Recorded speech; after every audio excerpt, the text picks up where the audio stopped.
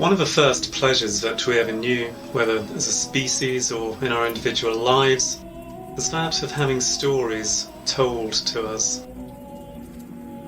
It's something that seems particularly appropriate at this time of year, and indeed for many people, myself very much included, a good creepy tale is as much a part of a festive season as a turkey and a tree. And stories are one thing you won't go without this year. As always, I've drawn together some of the finest names in the horror world, and they've all come bearing gifts. And so, as another year draws to a close, stoke up a fire, open a bottle of something suitably bracing, and let us share with you our winter tales.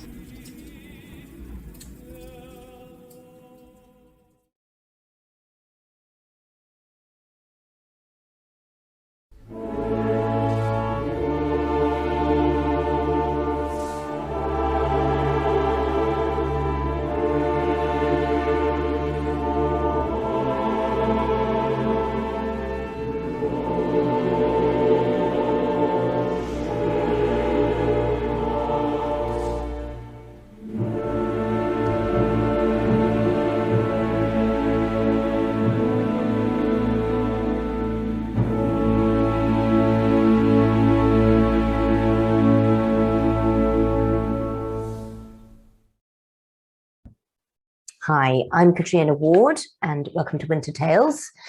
I am going to be reading tonight from Raw Blood, which is my first novel. It seems so long ago now.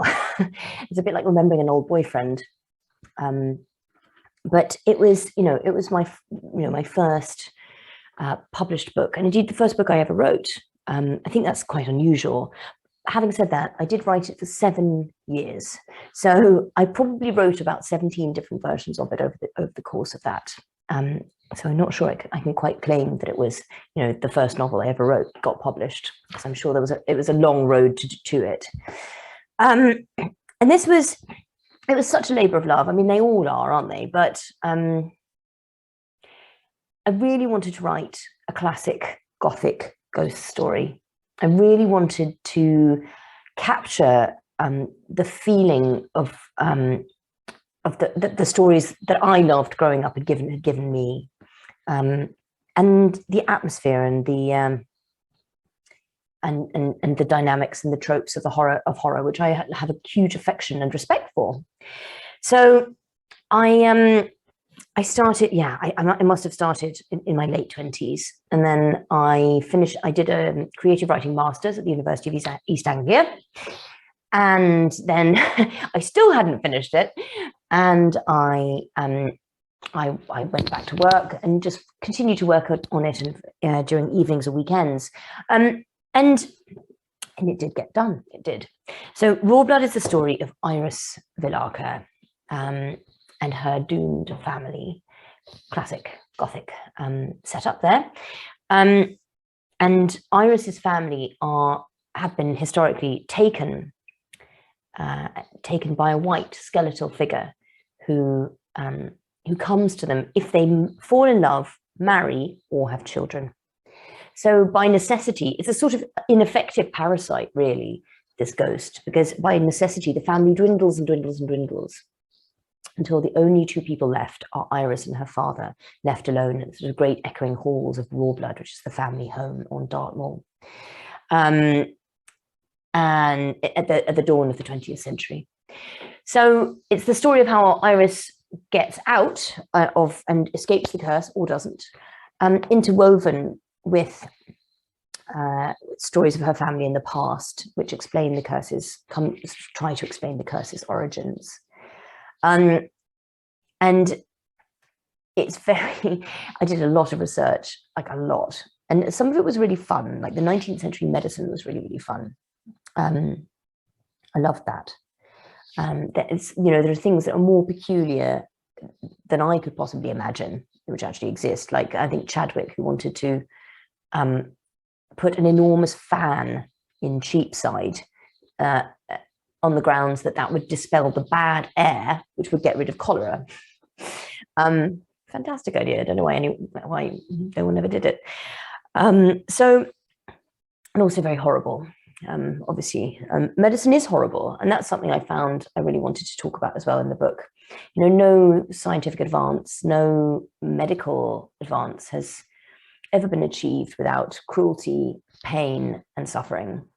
It's, you know, we're standing on the backs of all sorts of horrible acts.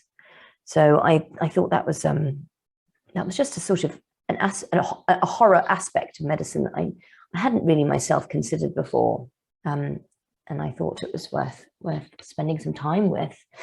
There are sometimes, I think, when research can hold you back. So, for instance, I made sure that every single word in this book, as far as I could,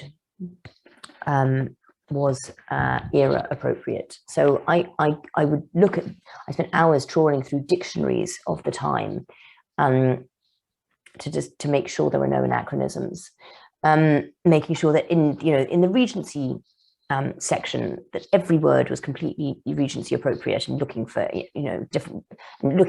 variations on words that people would have used more commonly, as opposed to what we use now.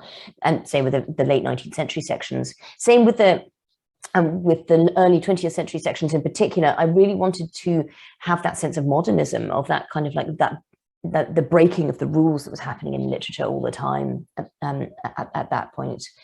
And it took a long time. And nowadays, I don't know if I would have done it like that. But I think that's the thing with the first novel, is you're teaching yourself to read and write as you do it.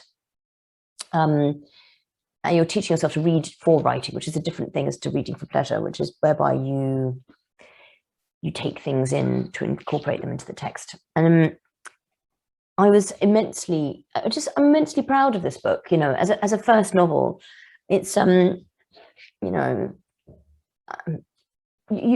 first novel is just that one that you never believe will happen. You'll never believe you're going to get past the starting post, and you can't believe it when someone actually says they're going to buy it and publish it. So it has such incredibly fond and exhilarating associations for me. And there are some parts of it that I still think are quite good. You know, you grow as a person and you grow as a writer, and the things you write change, and hopefully, I mean, the best outcome is that the last thing you wrote is the best thing you wrote. So there's no sadness in the fact that, you know, perhaps I feel that I've grown a bit more since 2015 when this was published. I think it's a wonderful thing. It's part of the organic, journey that you spend. You're constant. I'm not even the same person on a particle level as I was when I wrote this. And I haven't actually looked at it in a very long time. So here's to Raw Blood. Or The Girl from Raw Blood, as it's called in the States. It was during that phase where all the titles had to have the word girl in it. But, I mean, when my American editor wrote to me and explained it, it made complete sense. She was like, like American readers aren't necessarily going to, have any sense that Raw Blood is a place. I mean, nor would British readers, but, she was like, if we just change it this way, they'll know that it's about a place called Raw Blood and a girl, and that she's from there. I was like, that actually, yeah, that's true. Also, I'd like to point out, this is a beautiful new jacket that they put on the novel, because previously it was published by Weidenfeld and Nicholson, and it's had quite a journey, this book. And I then all my editors left, and it sort of fell a bit fallow, really. And then a wonderful editor at Gallagher called Gillian Redfern decided to take it over. So I've sort of changed camps, really. So I moved imprints at Orion over from one to another. I don't think that's very common, but I was delighted. And she re-jacketed them and reissued them. Little Eve and Raw Blood, my first two. And it's yeah. I think it's wonderful. It won the British Fantasy Award, which is quite not the British Fantasy Awards, sorry, the August Derleth Prize at the British Fantasy Awards, which is the horror prize. And I think that was quite a big thing for me too. It was the first. It was my first sort of like genre convention for a start, which made it kind of quite intense. And I didn't know I was going to win. I was very, very nervous, and I think I drank too much at lunch as well before the prize giving ceremony. But all of these memories now are really fond because the world has gone through so much since then, and I've gone through so much since then. So going back to Raw Blood is it's actually going to be quite exciting. So I'm going to read from the beginning.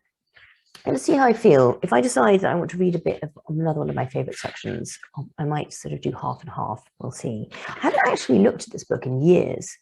So this is like quite the adventure for me as well. And I don't know if the beginning's that scary, but I think it's atmospheric, and I think it sets up the horror to come. So, shall we begin?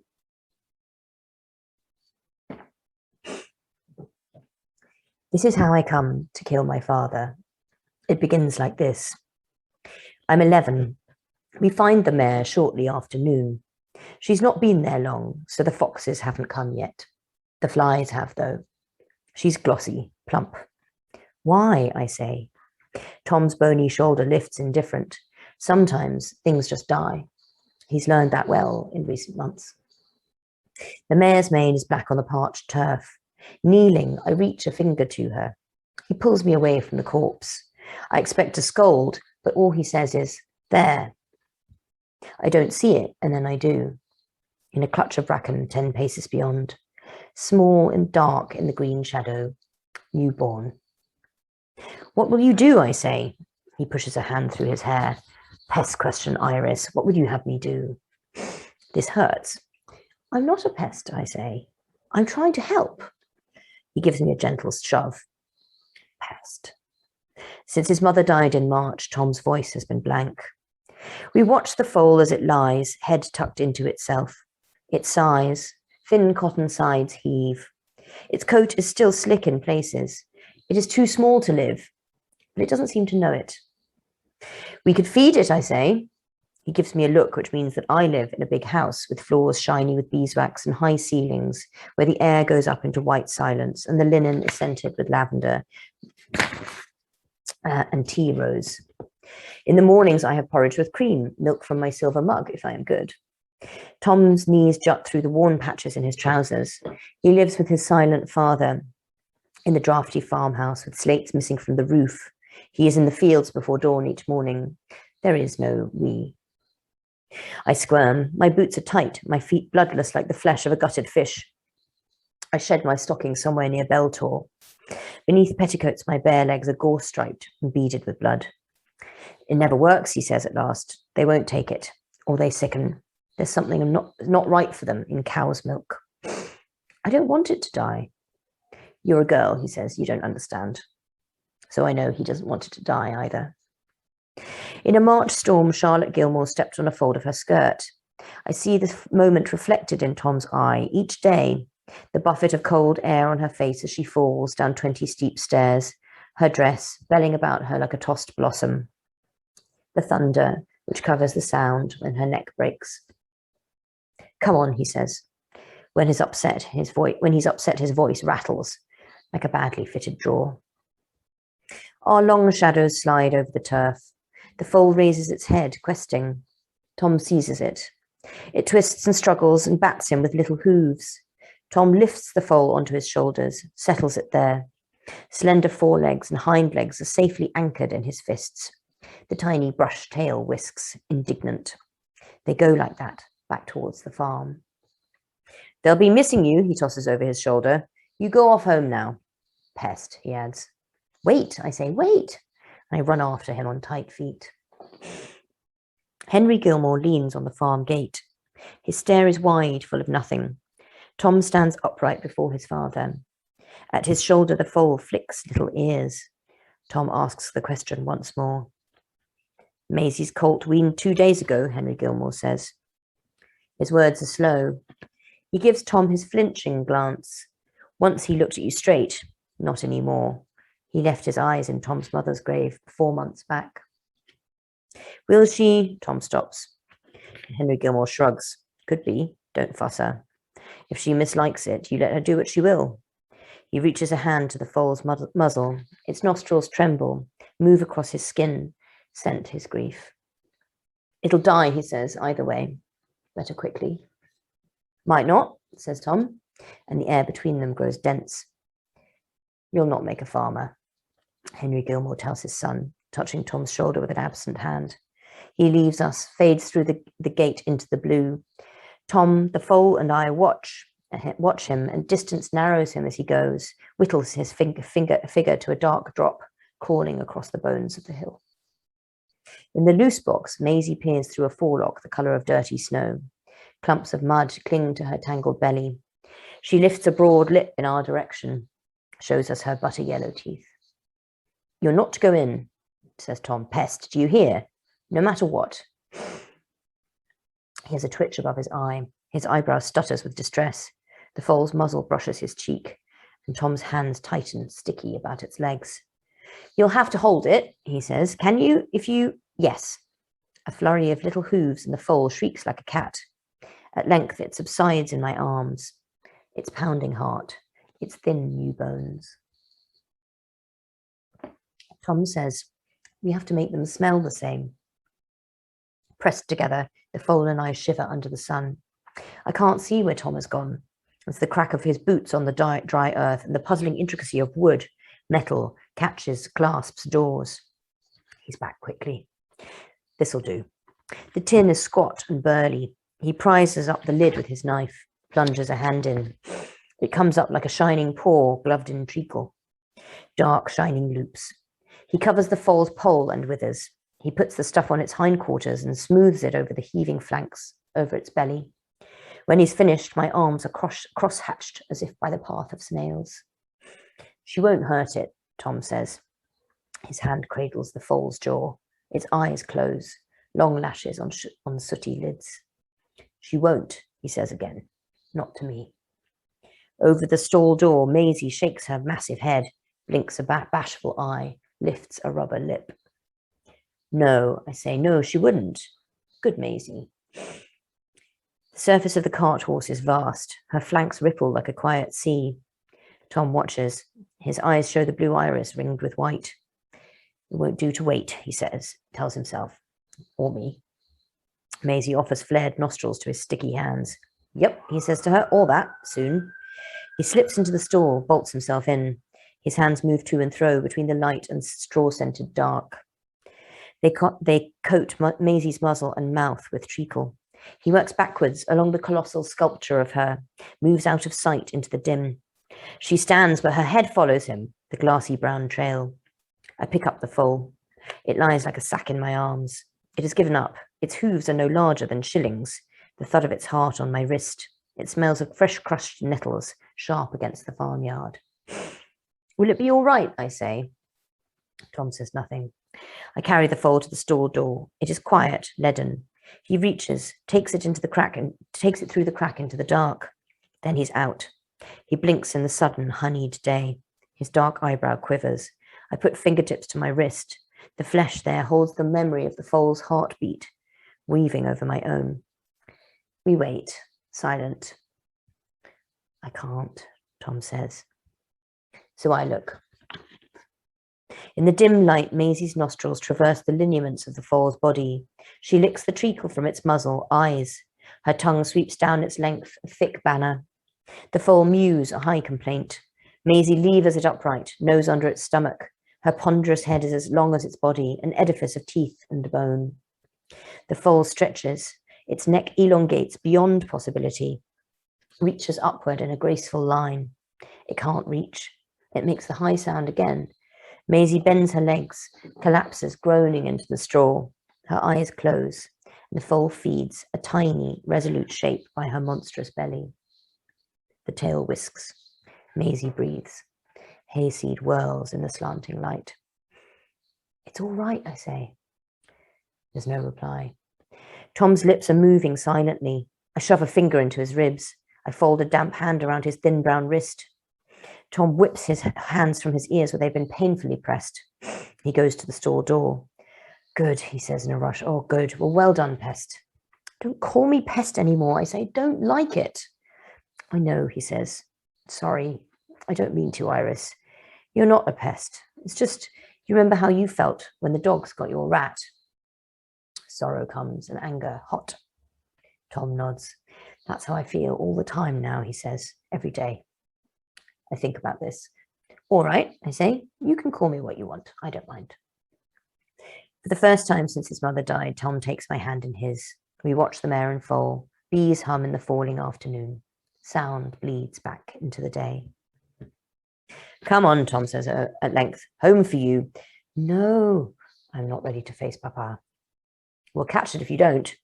I'll catch it anyway, but I don't tell him that. I don't know the way home, I say, triumphant. You always say that. I'll probably end up in Belgium. All right, I'll walk you, he says, as I knew he would.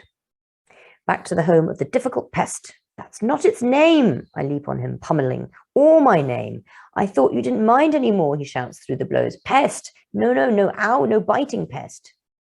We roll, joyous, in the dusty yard. I slip through the hedge.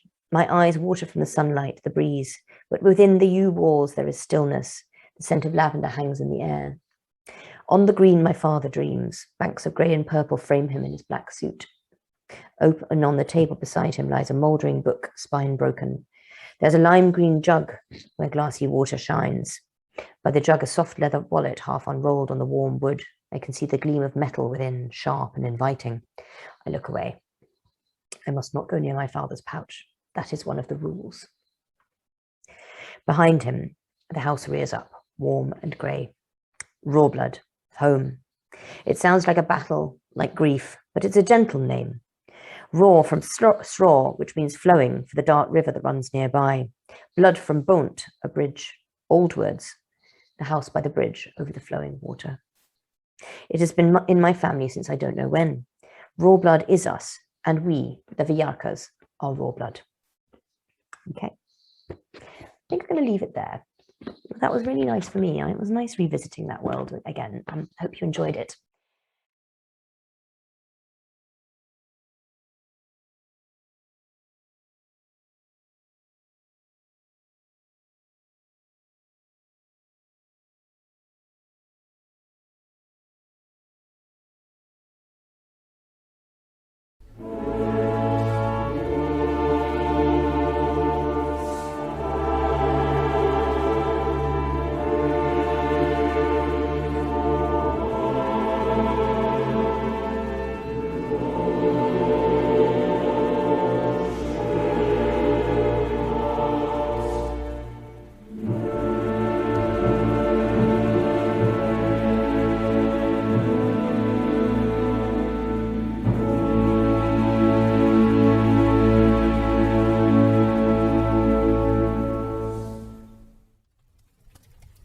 It's a story I wrote when I'd just turned 18 and which was published shortly afterwards in an anthology called October 98, edited by Simon Bestwick.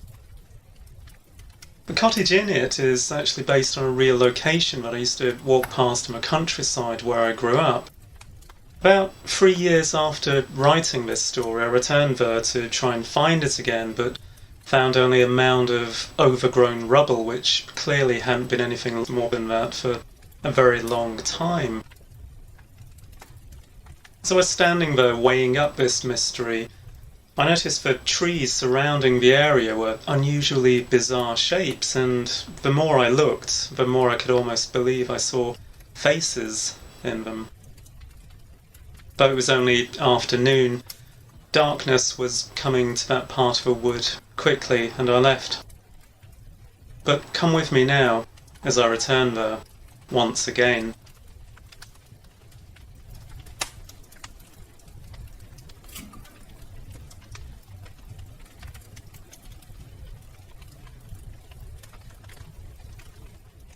I returned there a year after she had died. It seemed the most natural thing to do. I don't quite know what I was expecting. a sense of loss more profound than that which I had already been feeling, more meaningful perhaps, a sense of something remaining. Maybe she was not completely gone. Maybe I would feel that I wasn't alone anymore in this living hell. Maybe I would even come away with a feeling that she had forgiven me. The house was still hard to get to, still seemed oddly situated, set way back amidst the trees in the old wood. I walked slowly, head down, not enjoying the countryside as I used to do with her. Every sight and sound would have been wonderful in its childlike amazement to us. We used to see squirrels, many of them, soft browns and greys, huge black eyes and massive tails. They would stare at us for what seemed like ages before darting off into the trees. I huddled into the upturned collar of my overcoat, hands stuffed deep into its warm pockets and neck wrapped in a thick grey scarf. My breath formed like vaporous spectres before my eyes, all too briefly, and then dissolved into the chill December air. My feet crackled on dead leaves, an odd icy patch. A strange time of year we had chose for a forest outing that night 12 months ago. Not really. Winter. She had always wanted to make love out of doors in the winter. Not many people around. A time of peace and quiet, almost dead calm. A time when two people stayed close for warmth. A time for ghosts. Ghosts. All rumours and legends we'd fought. The tiny little house in the woods, we'd seen it many times on our countryside walks.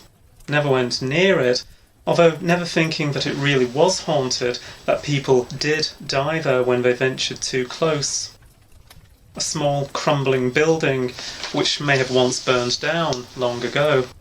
Holes forming faces in the beaten roof, doorways sealed shut with age, window frames collapsed in upon themselves. A fairy tale cottage given a disturbing makeover. I thought back to the childish thrill which had run through us both when we came up with the idea of visiting the lonely old place at night. Safe and warm in each other's arms and in our bed, a contented glow emanated from within our very bodies to surround us. False security, as our thoughts formed words and we agreed a lover's pact. Just a bit of fun. A nocturnal visit to the woods with an exciting twist. Not quite an element of danger because, of course, the stories about the place weren't true.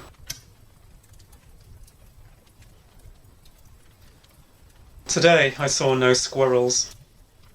Of course there wouldn't be many about because it was dead winter. But even on the snowiest of days, the ones we'd spent in magical Christmas walks, we had seen the tiny creatures darting about, feeling concerned for them, wondering if they would survive the bitter chill. Never for one moment thinking that it was we who were in danger, not the natural inhabitants of a wood. The sky was showing the first signs of grey. Night was approaching and would be here within the hour. All day the sky had been impossibly white above the treetops, as though trying to falsely assure me of the day's innocence. Now I was nearing the house, it must have been giving up the pretence. That night it had been dark, of course, but the forest had been lit with an eerie pale light from the bone-white moon and glimmering blue stars in the clear sky. She'd thought it was beautiful, the most romantic and exciting night of her life. And the last. Wrapped up warm, protection against the weather and nothing else. What else could we have needed? Once in the deepest part of the wood, however, we should have acknowledged the sudden overpowering feeling of dread which washed over us both, but we both kept quiet, putting it down to nerves and excitement. Gripped each other's gloved hands tighter, walked slightly faster, our eyes sparkling like the stars, our breath clouding our faces, wiping away the traces of fear there as we looked at one another. And then, there it was, the house. Even today the house looked exactly the same, curse it. old and crumbling and collapsing in upon itself, hidden within a small, cramped clearing, totally out of place, but this made it look disturbing instead of charming. On that fateful night, we couldn't see it. It was just a black, bulky shadow in front of us. Strange, really, as the moon and stars had illuminated everything else so well. But we didn't think about that for any length of time. Something was urging us on, perhaps even the house itself, calling out across the centuries with its evil siren song. Returning a year later, I could see the place for what it was, cursed and evil beyond belief. Could all that really have happened on that night 12 months ago? I found it hard to understand. Perhaps it had all been imagined. Perhaps... No. The house was getting to me, working its influence and trying to make me forget. I shuddered, despite my winter clothing, tried to turn away from the tiny old building. How could anything make me forget? However much I may have wanted to. It had been quiet that night, an unearthly quiet one would not normally associate with the countryside, especially one so dense and wild as this. All we heard was the occasional crackle of frosted foliage underfoot as we skirted the building, and our nervous breaths deep and fast like huge engines. I seem to remember we gained entrance through one of the back windows. The bricks around it had collapsed to leave an even bigger hole than the one which had once existed within the rotten window frame. We slipped inside, into the impenetrable blackness. I saw that window now in the fading daylight. It looked much smaller, as though it was sealing up like a mouth which had now been fed. Even though I kept my distance from it, I could tell that anyone larger than a small child would have had difficulty to squeeze through it. And I breathed a silent prayer that nobody ever would. I could sense darkness seeping from the gaps in the old brickwork, wrapping itself around the hovel like evil magic. There must have been some kind of magic at work that night to keep us both so entranced. As we found each other in the darkness of a room, hand to hand, chest to chest, mouth to mouth, the fables, surely they were nothing more, concerning the lovers who had come here many years ago on nights as dark and cold as this one, and who had never returned, slipped from our minds as we warmed ourselves with passion. We fell against a wall that should have been icy cold, but was comfortably warm and dry. Our hands slid over one another's bodies, finding the joints and edges of clothing and digging in to reveal the warm skin beneath. A tear was coming to my eye as I remembered the night, a single lonely tear which prickled as it formed, but I was unable to blink it away, mesmerised as I stared at the ruined house, an action replay running through my mind. Our breaths warm in each other's mouths, on each other's faces, kisses hot and feverish. The fingers that ran across now half-naked flesh did not raise the slightest of chills, not one goosebump, not one moan of anything but ecstasy. And somehow there had been a light, a low and warm orange glow seeming to emanate from within the building, as though from an unseen log fire or candle flame, flickering and dipping and sending shadows crawling across the walls. But we too, lost in unstoppable passion, were somehow oblivious to it all.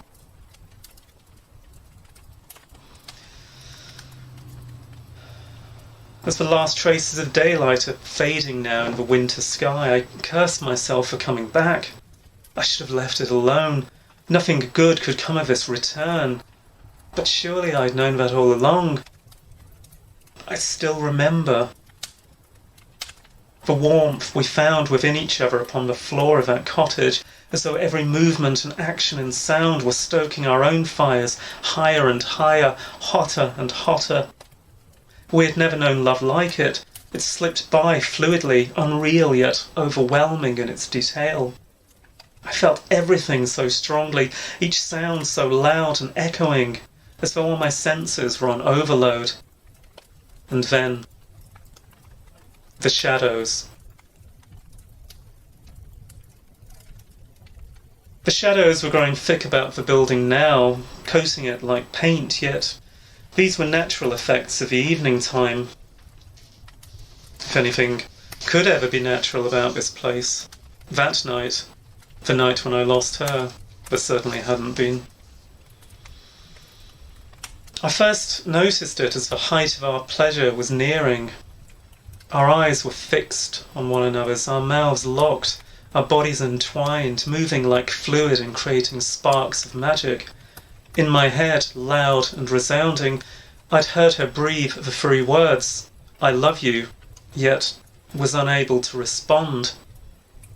For I saw reflected in her eyes huge flames towering above us. My eyes broke her gaze and turned away, and I saw no flames, but the shadows on the walls forming themselves into grotesque abominations of human bodies, paired up like ourselves, but screaming silently in terror as something unseen tore them apart, twisted them out of shape. As I watched this macabre show, I heard a crackling like that of plastic and lifted my head away from hers. Then I saw the flames. They had started as a spark of light in the furthest corner of a ceiling, like a twinkling star in the darkness, but had flared up and ran down the wall, and were now heading across the rubble-strewn floor towards us. Only these flames were blue, icy blue, and everything they touched frosted over. Gone was the magical warmth in the orange light, now revealed to be nothing more than an evil spell woven by this place to lull us into a false security. As the flames raced across the floor in a single straight line, rising high towards the ceiling, I leapt up from her, but she still hadn't seen any of this and just stared up at me, suddenly lost and frightened. So very frightened. I wanted to yell at her to get up, get out, but no words would form in my throat. The last words I had meant to say to her bare moments ago were still there, unspoken. I staggered back, grabbing my coat from the strewn clothing upon the floor and using it to shroud my now chilled body. And I could only watch in utter terror as the flames reached her, touching her hair and turning it icy white. As she screamed, her face froze into one last terrified expression. The skin, which had been so hot and alive only seconds ago, now marbled over and cracked with frost. The flames rushed over her naked body as it twisted and thrashed upon the ground, freezing it into an icy sculpture of human despair. Suddenly, the room was alive with the ice fire, and I was turning, fleeing back towards the collapsed window through which we had entered. I heard something groaning from within shadows of a building, huge and unseen and ancient. But then it was overpowered by the crackling as the fire swept after me, and in one last attempt to save my life, I dived towards the window.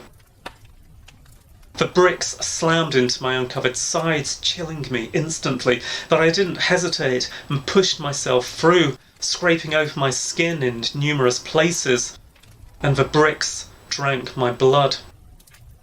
I tumbled out onto the cold woodland ground just in time. A massive explosion of icy fire licked out through the window, mere inches above my fallen body, and then it was gone. As if nothing had ever happened.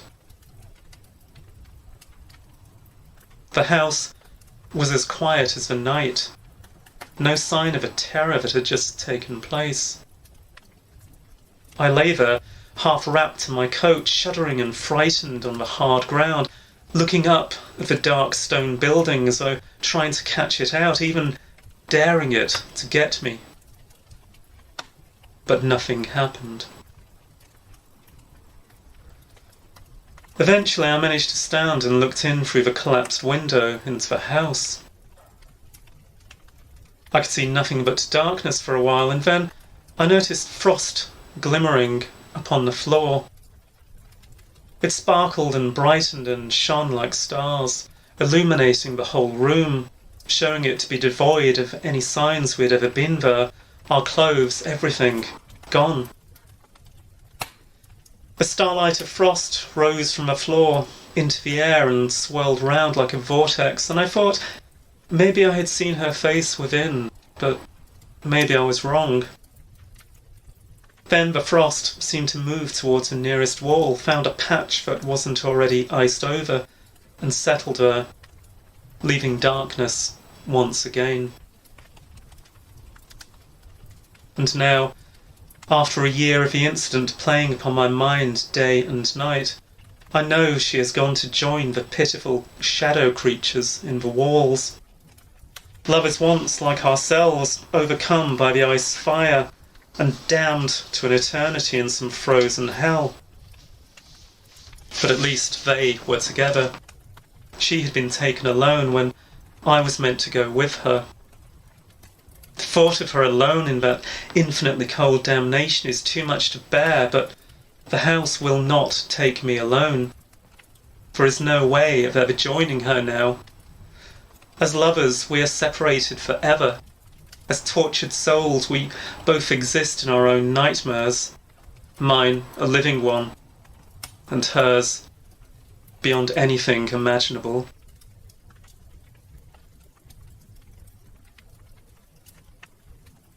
I have not spoken now for a year. The last words still frozen in my throat. My last words to her, which I had never returned in time.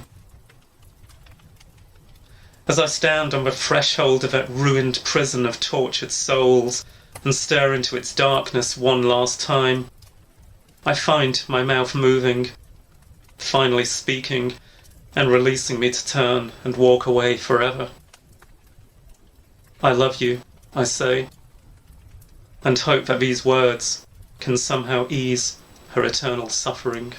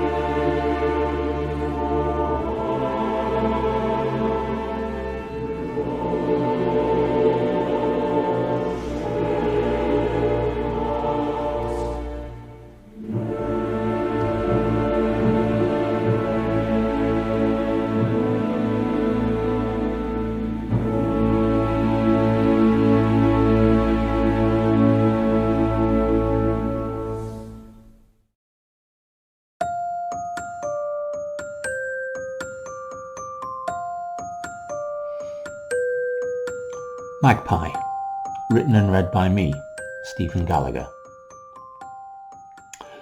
Mr. McClure looked us over from the head of the classroom and he said, "Who's running in the school cross-country on Wednesday? Let's have some hands in the air here."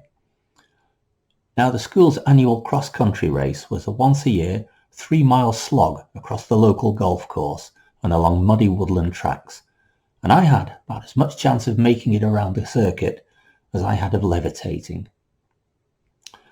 The girls nudged each other, and all 16 of the boys stared back with a kind of bovine stupidity, so he changed his tack and asked who wouldn't be running. Me, like a fool, I stuck my hand up. Let me tell you the worst thing about being a fat kid. It has nothing to do with how you feel or how you look in the mirror. It's the little incidents and throwaway remarks that stick in your memory and become an unwelcome part of your life for good. He asked me why not, and I told him that I had a dentist's appointment, and everybody roared. I sat there bewildered because it happened to be true.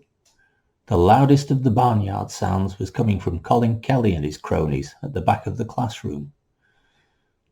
Now, I suppose you'd call Kelly the form's athlete. He was long-limbed and bony, and he could dodge like a mongoose.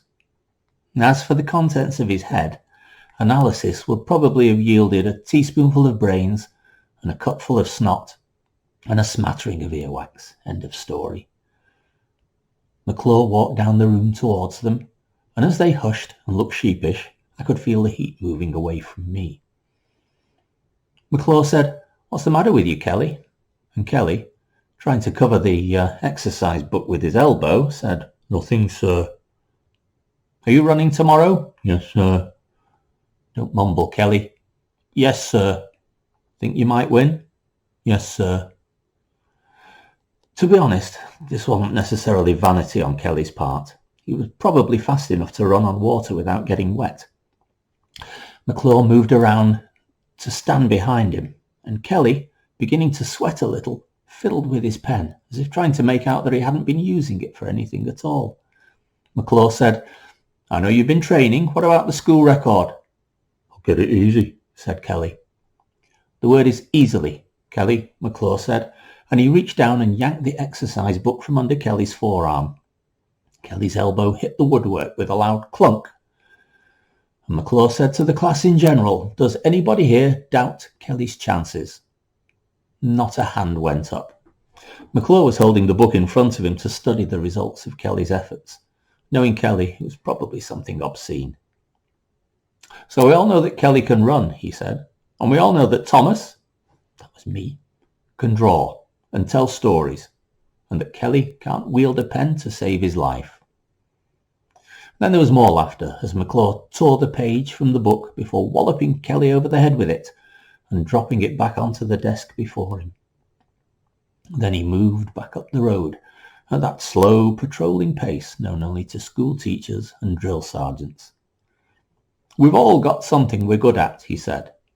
"It's putting the same kind of effort into everything else that's the real test of character. Wouldn't you say so, Kelly?" "Yes, sir," Kelly mumbled, in a tone that was both dull and dark. I looked back and he was staring down at the desk with a face that looked like a sky just before a really bad rain. As he drew level with me, McClure stopped and lowered his voice. "Who's your dentist, Thomas?" he said. "Is it Norman Hope?" I said that it was. Norman Hope was an old boy of the school. His surgery was in one of the big old houses at the head of the golf course. "I'll phone him for you this afternoon," McClure said. "Thank you, sir," I said hollowly. The lesson went on. I was too miserable to take much of anything in. The prospect of having to put on the kit and run was making my heart sink like a stone into deep, dark water. But the bigger worry was Colin Kelly. McClure had done me no favours by using my name to bring him down a peg or so. Kelly wasn't likely to take it with good grace. The lesson dragged on, the incident apparently forgotten. But the four of them were waiting for me when school let out for the afternoon. "Well, blow me," Kelly said. "It's Thomas the Tank Engine." I stopped in my tracks because three of them had spread to block my way and I could hear the fourth moving around behind me. "Yeah," I said pleasantly and with a confidence that I didn't feel. "Just steaming back to the old engine shed." Kelly made a kind of frowning squint and said, "You being funny?" "You started it," I said. "He thinks I was joking," he said to the others, and they made a noise like a chorus of cows. Damned if I can remember much about any of them today, their names and something about the way one or two of them may have looked, but that's about all. They were just the crud that stuck around Kelly. As they lowed and snickered, Kelly said to me, "You know what you are, don't you? You're a queer. Do you know what a queer is?" "No," I said. Apparently neither did Kelly for sure, because all he could say was, "It's what you are. Get his bag." The one from behind me had a hold on my briefcase. He dug his nails into the flesh of my fingers to make me let go of the handle. We were right out in the middle of a dead-ended street, but I knew better than to look anywhere for help. Just kids playing. Ignore them. They'll go away. They tossed my bag from one to another, and I made a few half-hearted lunges to get it back, but I knew that I was wasting my time. And in the end, I just watched them, resigned, until they began to get bored. I knew how it would go. I'd been here before. It weighs a ton, one of them complained, so they stopped, and Kelly opened it up to take a look inside. No wonder, he said, look at all the crap in here. He turned my bag upside down and emptied everything out onto the ground, and then stood looking down at where my felt-tip pens had scattered. There were about 24 of them, a range of colours brighter than any rainbow. Thinks he can draw, Kelly said, and he hawked up snot with a sound like Norman Hope's suction tube, and then he spat onto the pens. It landed in a slug with a sound like a chunk of meat propelled from a catapult. Draw with that, he said. The others followed suit, and one of them, a plug-ugly kid called Doug, managed to spit down his chin and onto his own trousers. When they'd gone, I picked up all my books. I left the pens. They were cheap. I had others. But these I'd always remember. That night, around 7, Keith came over to my house. Keith was another of our gang of the football indifferent. We were always picked last and put in defence. His aversion to competitive sport was as powerful as my own, and he'd asked me for some specialised help. He was short and skinny and pigeon-chested. When he stripped for the showers, he looked like a long-legged duck. He was so nervous when he said hello to my mother that I had to bundle him upstairs before he could give the game away. Keith said, I brought some paper. What about the handwriting? This is all I could get. He gave me a note. It was from his mother to the milkman, written on a sheet torn from a cheap lined pad.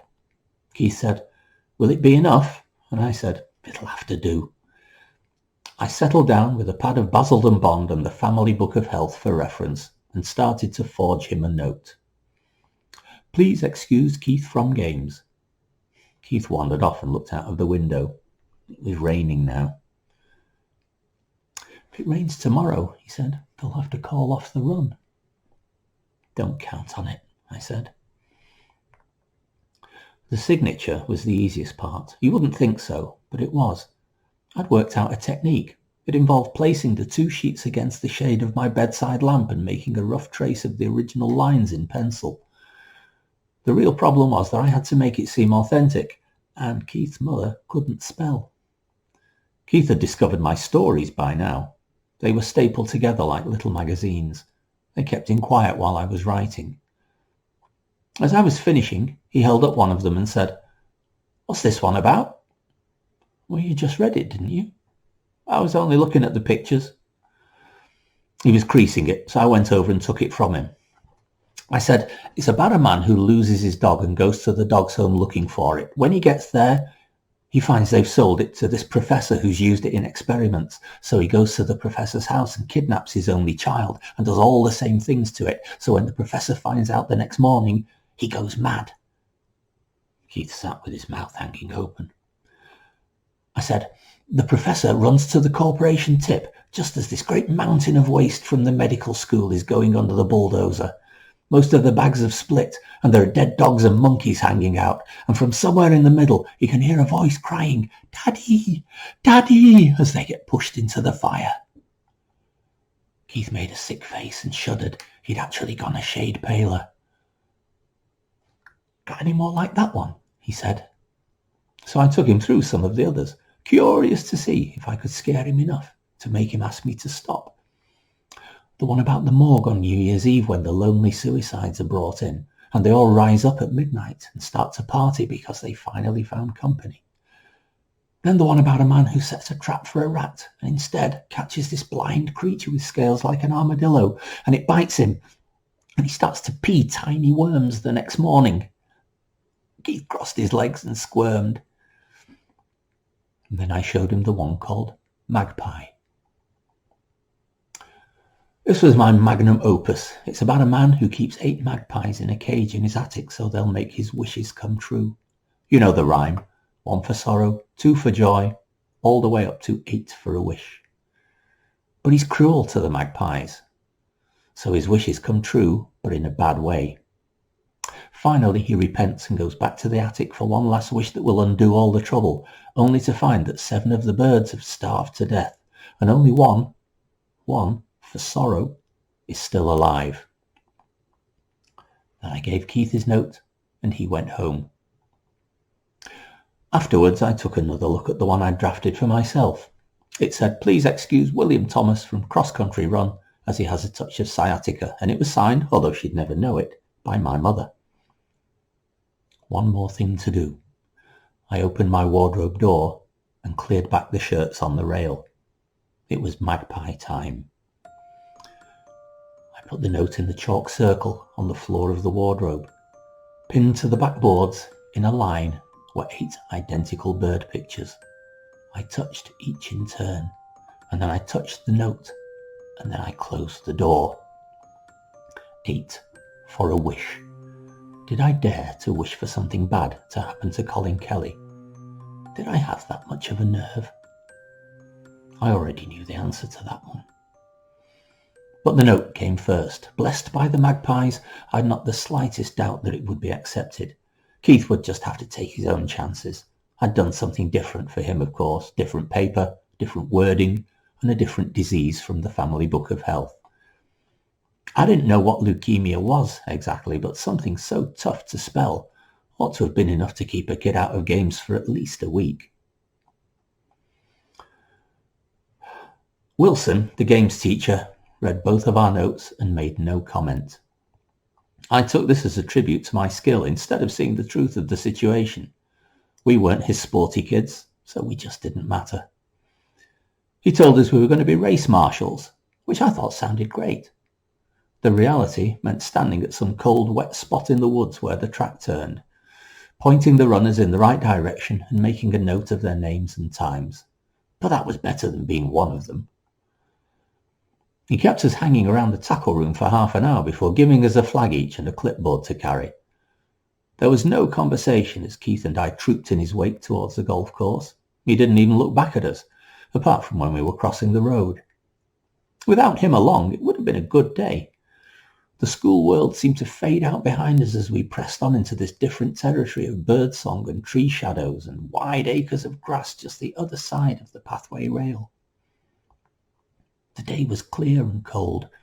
The rain had continued through the night, becoming hard and fierce around 1 a.m. By dawn it had stopped to leave a washed-out sky. We followed a muddy track, rutted and stony, that led us to a stile where the course went off into the woods. "You'll wait here," Wilson said, digging in the pocket of his tracksuit pants. "If anyone's not certain of the way, you point them over the stile. You don't leave until I come back and say you can go. Do you hear?" We said we heard. "You note the name and the time of every boy who goes through. You write them in these columns on this page, and I want to be able to read every one of them. Do you understand?" We said we understood. He'd taken out a small felt bag, from which he took what I'll always think of as an old man's watch. "This comes back to me in perfect condition. If anything happens to it, I guarantee your feet will not touch the ground." Wilson's retreating presence was like a thumbscrew being released. We were out of the race and we were no longer under his supervision. We began to breathe the clean air of a couple of freelancers. Keith said, "Got any more stories?" "I might," I said. And then, to pass the time waiting for the first of the runners to appear, I broke a rule and told him a story that I'd dreamed up but hadn't yet put onto paper. It was about a struggling writer who did a deal with the devil for his book to become a bestseller. The devil said, "I'll take 1 year from the very end of your life in return for huge sales and a Hollywood deal." And the writer said, "Great, okay." He didn't care, thinking he'd be so old he wouldn't miss out on one last year. And then he walked out into the street and had a massive heart attack. Keith said, "What was his book about?" I said, that doesn't matter." "Well, how come he dies?" "Because he was going to be hit by a bus in 1 year," I explained patiently, "but he didn't know that." "How did the devil know it?" "Because he's a fucking devil." Keith could be so thick. Now, somewhere down the dirt road, we could hear the faint sounds of an approaching van or tractor. Keith said, "You should be trying to sell some of those." "The world's not ready for me yet," I said, modestly. The tractor came into view about a minute later. The front shovel carried a load of fencing posts and a roll of new barbed wire. It jarred and splashed through the ruts in the track. It was driven by the golf club's greenskeeper, and I don't know which was the more ancient, the man or the vehicle. He had a skinny grey dog of similar antiquity that rode along on the back. He pulled up level, throttled back, and raised his voice over the sound of the engine. "What's all this about?" he called down to us. "It's the school cross-country," I said. "It happens every year." "Not this year it won't," he said. "Not through here. Who's organised it?" "Mr. Wilson," I said. "Well," he said, "you can tell your Mr. Wilson that the path's washed out, and if he'd bothered to consult with me, I'd have told him so. Don't let anybody down there." "It's too late," Keith chipped in. "They'll have started by now." "Well, you turn them when they get here. The path drops away so sudden they won't see it coming." He slammed the tractor into gear and said, "Bloody Wilson, I wouldn't pay the man in bottle tops." And then the tractor lurched forward, and the skinny dog, which had hopped down to mooch around and piss on something, hastily wound up business and galloped after. When he'd gone, Keith looked at me. "I'd better see what it's like," I said. I climbed over the stile and followed the path into the woodland. You turned a corner, and then the path was gone, just gone. A 6-foot drop, straight down onto roots and rocks and a tangle of stakes and wire that used to be a fence. The birds sang and a stream bubbled in the middle distance, and I was struck by a sudden and awesome thought. A realization that seeped in, as slow and as warm as a pea in the pants. Colin Kelly was sure to be the front runner in the field. It was like a door opening out into a dark and inviting land, and I slammed it as quickly as I could. I was back at the stile a couple of minutes later. "What are we going to do?" Keith said. "We'll just have to send everyone around," I said. "Wilson will kill us." "He'll blame us if we don't," I said. "Somebody could really get killed back there." I was trying to arrange our flags to close off the stile when Colin Kelly came pounding into view, venting steam like a train. As predicted, there wasn't another runner within sight of him. Loose-limbed and sullen, bottom lip hanging to show his teeth as he sucked air, he looked as if he'd been put together out of coat hangers. He knew the route, and all he could see as he came up the dirt track was a familiar fat kid blocking it. "Get out the way!" he screeched as he bore down on me. I stood my ground. "You can't use the path, Kelly." "Says who?" "It's all washed away. There's no way through the woods. You'll have to go round." He swung his arm to knock me aside. I ducked and felt it pass through the air close to my head like a bony club. He ran into me and I pushed back at him hard, and he stumbled, then recovered himself with an expression of rage and disbelief. "I'm telling you to go around, Kelly," I tried to say in the brief half-second that was available to me, but he was beyond listening. From that day to this, I have never seen a sight uglier than his twisted face thrust up against my own, or heard a sound more vicious than his scream of "Shift!" delivered at maximum decibels as he grabbed hold of me and threw me down into the dirt with a yank that jerked my shirt entirely out of my pants. By the time I'd struggled to my knees, grazed and winded, but barely aware of either fact, he'd hurdled the stile and was gone. Keith was standing, pale and shocked, his mouth hanging open in a dark little O. "Go back and tell Wilson what he did," I said, only my voice came out as barely a whisper. I sat heavily on the step-up part of the stile. "Me?" Keith squeaked. "Yes, you. Tell him I stopped him and he shoved me to the ground." "Can you do it?" "No," I said, "it has to be you. You're my witness.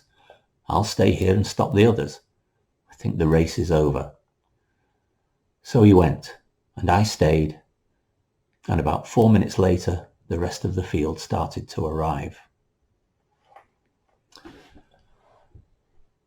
3 weeks after that, during school time, I went around to Colin Kelly's house. It was mid-morning, and I caught his parents as they were getting ready to go out. It was Mr. Kelly who answered my ring at the door. I said, "I'm from Colin's class. We had a sponsored swim for him. I drew the card, and we all signed it. Can I give it to you?" "Oh," he said, making an effort, and he smiled a forced and hollow smile. "Come in, won't you?" I went into the hallway. He called upstairs, It's one of Colin's friends from school. And then he looked at me. I'm sorry, William Thomas. I'm sorry, William. We're just getting ready to go back to the hospital. I suppose you'll have to hear about this sometime. Colin lost the infected leg last night. I'm really sorry, I said. You can imagine we're very upset. I wish I'd come another time. No, he said, it's a very nice thought and a very nice gesture. I'm sure Colin will appreciate it. Let's have a look here. And he looked into the carrier bag. Trains, he said, trying to sound pleased. I think Colin likes trains. It's a Thomas the Tank Engine drawing pad, I explained. Do you think he'll like it? Oh, I'm sure he will. There are some felt tip pens in there as well, all different colours. And then he looked at the card I'd drawn. Oh, a blackbird, he said. How nice. We'll have to be going soon. William Thomas. Can we give you a lift anywhere, William? I politely declined. I didn't fancy sharing a car with Kelly's grieving parents. I glimpsed Mrs. Kelly as the car passed me further down the road. She was just an anonymous woman, yet another kid's mother in a world that was full of them, and her head was bent as if in prayer.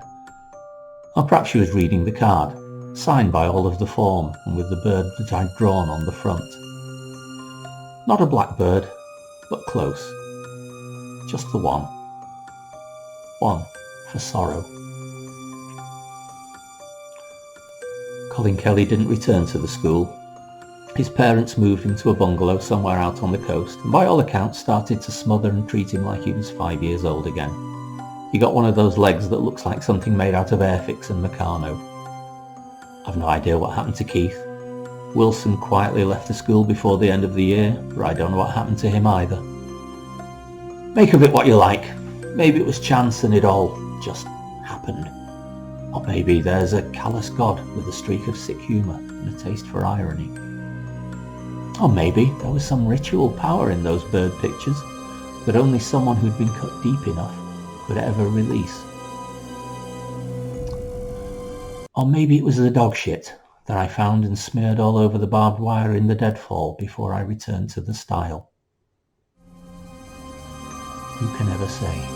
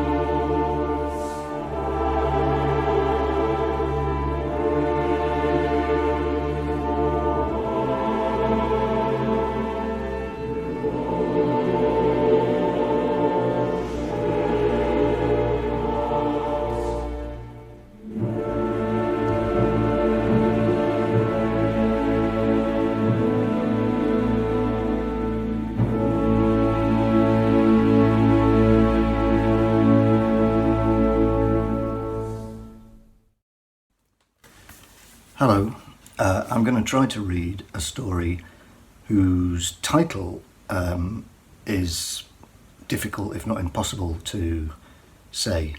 So that's a good start, isn't it? It's a story in this collection of mine, London Gothic, which was published at the end of 2020 by Confingo Publishing. The story is, well, the easiest way to render the title is to call it simply London, but that obscures the fact that there is, in the actual title, there is a letter missing, and it's the second letter or the first letter O. It's missing. So, I mean, I could show it you on the page, maybe, and where are we? So, excitement of live recording. There we are. You can perhaps see that. So I have in the past tried to render this as London, but then it just sounds like a northerner, which is what I am, saying London. Anyway, now it could be that this story is too long and that I'm unable to record all of it, but let's see how we get on. I'm also speaking quite quietly because I'm recording this at about, 7 a.m. On a rainy Saturday in Manchester. There's no one else here, although there are other people in the building. To be honest, I probably shouldn't really be that bothered if I disturb them, because they've disturbed me often enough. Anyway, let's see how we get on. We were sitting in Jan's bar with a couple of drinks, talking. For some time, one topic of conversation had dominated all others. What about if we don't ask Steve and Moira? I suggested. We can't not ask them because of Sharon and Raj, said Helen. Why not? Sharon and Raj and Steve and Moira are like a unit. If we invite one couple, we have to invite the other. And we can't not invite both, because we have to invite Sharon and Raj. They're A-list. Funny how being a unit didn't stop Steve and Moira moving to an island in the middle of the Atlantic, I said. They didn't move there, my darling. They just bought a place there. They're still based in Chiswick. Figures.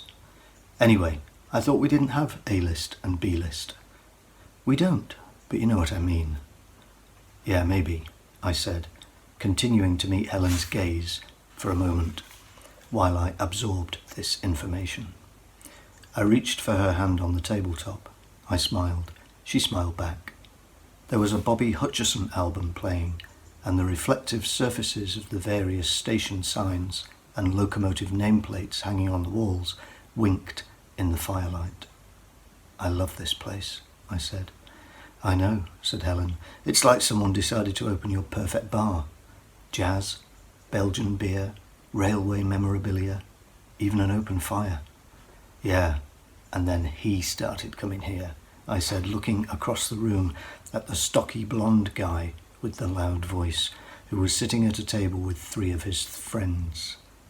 As usual, his was the only other distinct voice, apart from our own, that we could hear in the whole place. Otherwise, there would generally be a low hum of conversation that was never too loud to drown out the music. But when the blonde guy was in, slouched across the table with his quieter, more upright friends, turning his head at regular intervals to sweep the room, like the beam of a lighthouse with his gormless grinning gaze, I would never feel completely relaxed. The middle-aged African woman who had served us was polishing glasses. Behind the bar, there was always either her or the tall, pale, precisely accented Englishman with male pattern baldness and smart collared shirts that looked not only clean on, but fresh out of the packet. I'm sure it's Jan, I said, pronouncing it Jan, as I reopened an old conversation, because of the Belgian beers. But he's so English, said Helen. It's not a very common name for an Englishman. If you ask me, I think it's her bar and he works for her. It's Jan's bar. Helen pronounced it with a hard J, like it was short for Janet, a name that was on the list and staying on it. What about not inviting Peter and Rachel? I said. We have to invite them because they invited us to theirs. Oh yeah, I said, I forgot. But somehow, Helen continued, we have to remove 2 names from the list. A single page torn from Helen's notepad lay on the table between us, its creases and furred edges evidence of its constant presence in our lives for the past 3 months. I picked it up and unfolded it and allowed my eyes to run down the list of names once more. While there were names of certain friends or distant relations of Helen's that meant nothing to me, she had studied the list as often and as carefully as I had done, and if there were any names from her side that she could have removed, she would have done so. The same was true of friends and relatives of mine, apart, perhaps, it occurred to me in that moment, from Peter and Rachel. I hardly knew Rachel, but she came with Peter, and Peter, for all his faults, had indeed invited us to their wedding, and so had to remain on the list. It was a problem, and at that moment it appeared to be an insoluble one. Helen clapped her hands together, then slowly pulled them apart, peering within. "Yes," she said. "What?" "Fly." I looked. There was a tiny squashed fly on the palm of her hand. "I think you got it," I said. "And I think I have too." Peter had moved south of the river to Peckham when he and Rachel had got married. I had heard Peckham was becoming gentrified. It didn't especially look that way to me as I walked west along Meeting House Lane looking for the right turning, which I eventually found. Pebble dash, fake stone, net curtains, dirty windows, few signs of middle-class incomers, of the family, home, owner-occupier sort anyway, young professionals perhaps who could barely afford the rent. I stopped and checked my phone. My instinct had been right. I had never visited Peter, neither here nor at his previous place. I had reached the right number. Standard Victorian conversion. Theirs was the ground floor, according to my address book. They had those cream-painted wooden slatted shutters that were appearing everywhere and that were arguably a sign of gentrification, but no frosted glass in the lower sash, which would have been another one. No lights were on. The front door looked sturdy, although the glass was not of the safety variety. I stepped back from the house towards the pavement, so I was unaware of the figure coming up the street until we virtually collided. "John?" For a moment I couldn't say anything. I may even have gaped. Finally I managed a simple, "Peter? What on earth are you doing here?" "I was just passing," I said. And when he didn't say anything, I continued, "And I realised I was near you and thought I'd, look you up. I suppose if I'm honest, I thought you'd be at work. I was having a bit of a nosy." "Half day," he said. "Luckily. Come on in, I'll give you the tour. It won't take long." He laughed. I looked at him. His eyes shone dully with that self-preserving, somewhat limited intelligence I had identified the day we had met in a former place of work, a trade association with offices on Charlotte Street. Our jobs had never required us to work together very closely, but we had both turned up in Hyde Park at the start of the summer for the office softball league. We had become, I suppose you would have to say, friends. "Well, sure, why not?" I said. "Although it's just as well it won't take long. I'm kind of busy." "I'm sure you are," he said as he fiddled with his keys. "You always were." The door opened onto a communal hallway. Wood-chip wallpaper, a little pine table covered with flyers and other junk mail. Straight on, there was a staircase leading to the upstairs flat. Peter pressed the time switch for the light and unlocked a door on the right. I followed him in, closing the door behind me and quietly dropping the snib.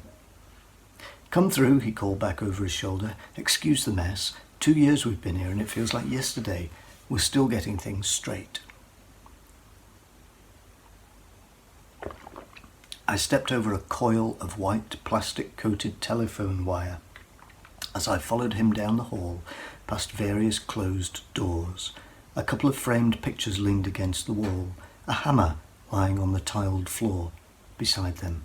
In the large square kitchen, Peter busied himself filling the kettle while I sat down at the table and looked around. Several handles sticking out of a knife block on the worktop.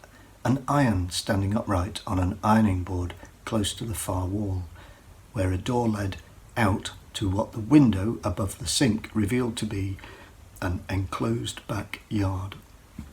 "So you were just passing," Peter said, opening the fridge and removing a small plastic bottle of milk. It was red top milk, but I didn't say anything, or not about that. Yeah, I said. I had a meeting with a client on the other side of the Old Kent Road. It was convenient to walk back this way. To the overground? Yeah. Quicker to go down Asylum Road, I would have thought, Peter said, pouring milk. You take milk? He added, looking up. I nodded. Sugar? No thanks. What can I say? I was curious. Rachel at work? She's away for a few days. Conference. Right. Don't suppose you've got anything stronger? I asked. That little half smile appeared that never quite reached his eyes. I remembered it from softball. It would accompany the bat as he passed it on to the next hitter. He opened the cupboard under the sink. I saw a Sainsbury's bag for life, stuffed with dozens of plastic bags. He located a bottle of blended whiskey among the plastic bottles of bleach and cleaning fluid and straightened up to get 2 glasses from an eye-level cupboard. You wouldn't want to confuse that with the Flash, I said. Last place she'd look for it, he said. Oh, right, I see. Well, it looks very spick and span, whoever's responsible. He poured 2 glasses. Cheers, he said, picking one up. Cheers. He refilled both glasses immediately. I tilted the bottle towards me to see how much was left. Don't worry, he said. When that's gone, I've got another one.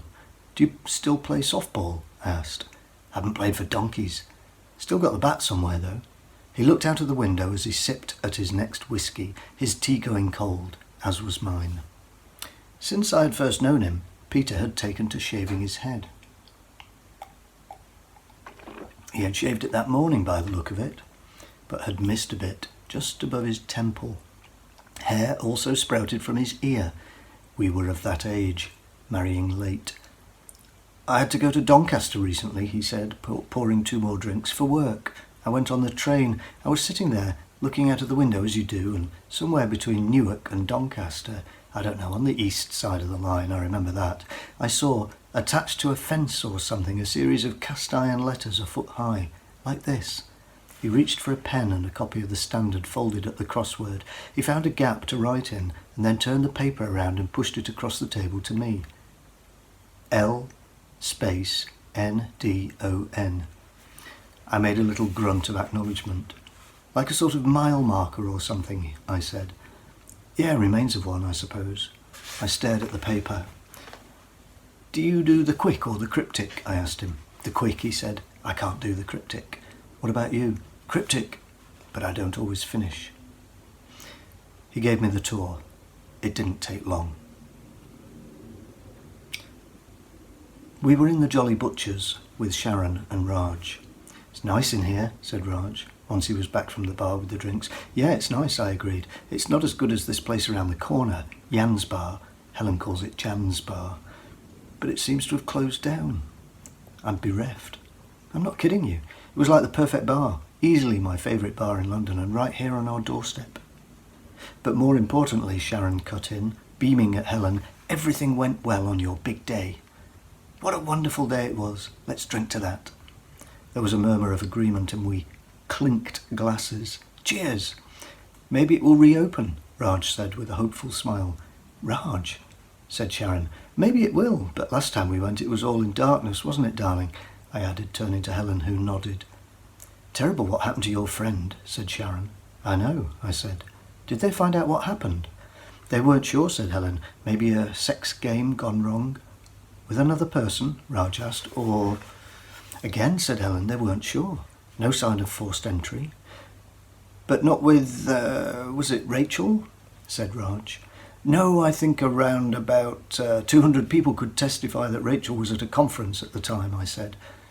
We didn't invite her, Helen said, because, well... No, said Sharon, I think you did the right thing. I mean, it was Peter who was my friend, I added, and well... Yes, no, said Sharon. Yes, said Raj. There was a silence as we all stared into the bottoms of our glasses. Anyone ready for another? I asked. I went to the bar. I smiled at the young woman who served me. She smiled back. You must go. It's amazing, Sharon was saying to Helen when I returned with the drinks, which I passed around. Madeira, Helen said to me. Sharon and Raj went to Stephen Moira's place in Madeira.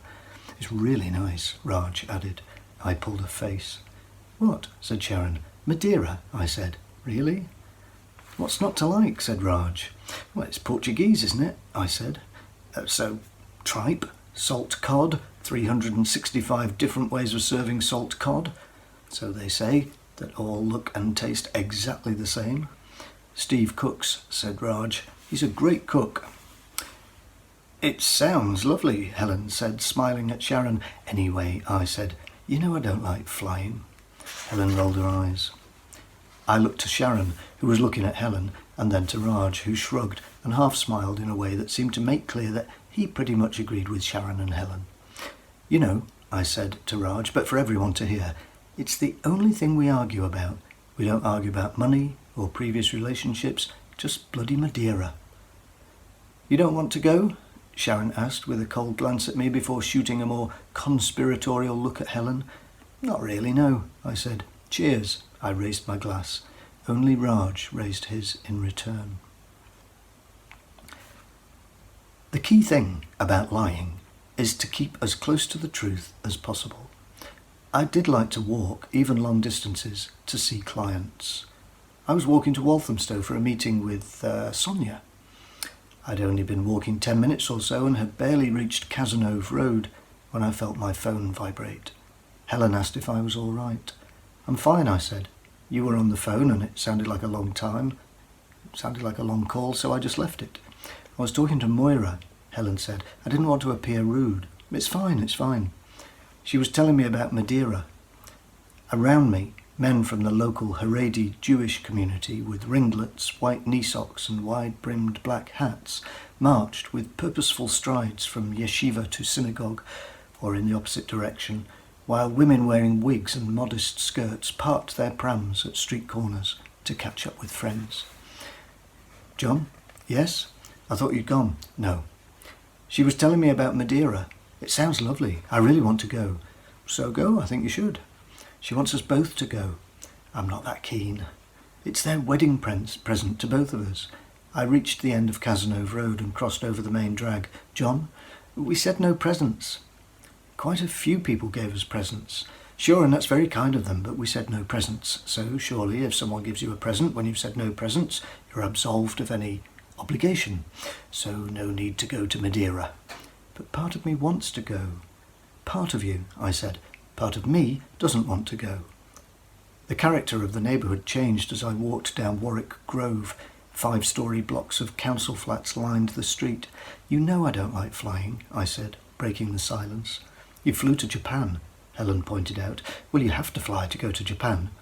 You have to fly to go to Madeira. That's my point, I said. I don't like being invited somewhere. I've got to fly. You were invited to Japan. That was different. This carried on back and forth as I descended Leaside Road, only dimly aware that I was veering to the right.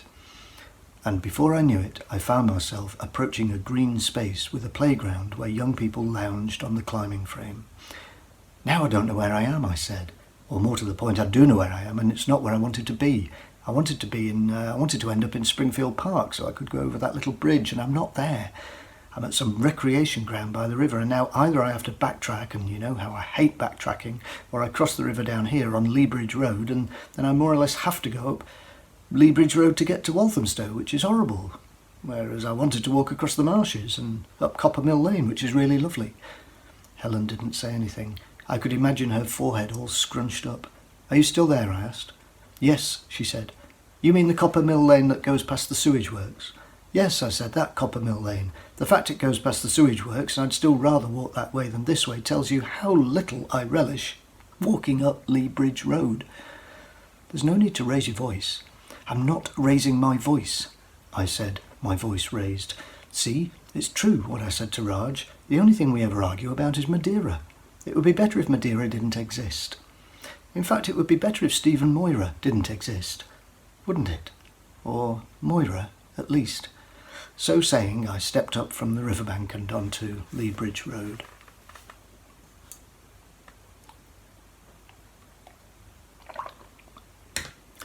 Helen found Moira's funeral difficult. Somehow, after the wake, we ended up back in Stoke Newington with Sharon and Raj. The taxi dropped us off outside the Jolly Butchers, at Raj's request. You know what, I said. A beautiful thing has happened. Jan's Bar reopened. We noticed it the other night. Why don't we walk round there? It's only a couple of minutes. We need cheering up. It's guaranteed to cheer people up. By general assent, we walked down the side street next to the Jolly Butchers, which brought us out onto Rectory Road. It wasn't obvious why Jan's bar had closed down, nor why it had reopened. It hadn't been refurbished. No one had taken down the railway memorabilia. There were still Belgian beers in the fridge and jazz playing. It sounded like Larry Young, but I wasn't going to bet on it. The tall, pale, bald man was behind the bar. I carried our drinks to the table. It was such a lovely service, Sharon was saying. But I still can't believe it. I can't get my head round it. How do you make sense of something like that? Helen was shaking her head and Raj placed his hand on Sharon's arm. Cheers, I said once everyone had a drink. We drank in silence. For a few minutes all we could hear was the crackling of the fire and the shimmer of Larry Young's organ. Then, from the other side of the bar, I heard him. I couldn't tell what he was saying, but I could tell it was him. I leaned back so that I could see around Helen and looked across the room. The blonde man was laughing at something one of his friends had said. He was leaning forward, both forearms resting on the table, but then he too leaned back and performed his slow, steady sweep of the bar. I didn't know if they'd just come in, or, implausibly, if he'd just been quiet up to that point. He must have seen me looking in his direction, but his head didn't stop turning. I meant nothing to him, and that was just fine. Thank you. Bye-bye.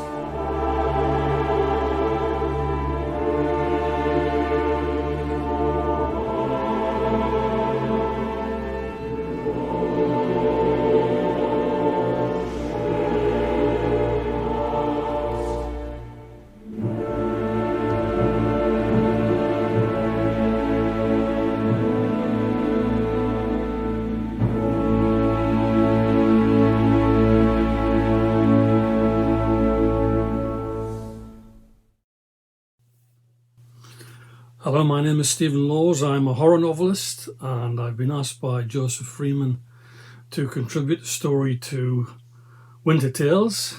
Thanks for asking, Joseph. The story I've chosen to read to you is called The Greek Widow, and it appeared in Trevor Denier's Midnight Street Anthology 3, Nightlight.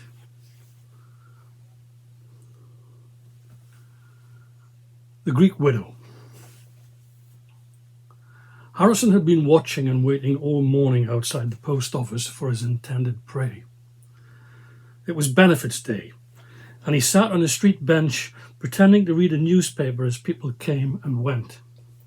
His long search and inside contact in the state benefits system had finally provided him with the post office branch where the old woman would be collecting her pension, but not a home address. That pension, he knew, had been collected on the same day in the previous week, so unless she had died or was unwell, she had to turn up at some point. He tried to ignore the possibility that she had somehow made arrangements for someone to collect the money on her behalf. He was so close now after so long, he couldn't allow the possibility that she would not appear. Just before midday, the Greek widow arrived. Terribly stooped and shrunken in her traditional Greek widow's black dress and shawl, he knew that it was her immediately, her dress so obvious that in different circumstances it might be comic.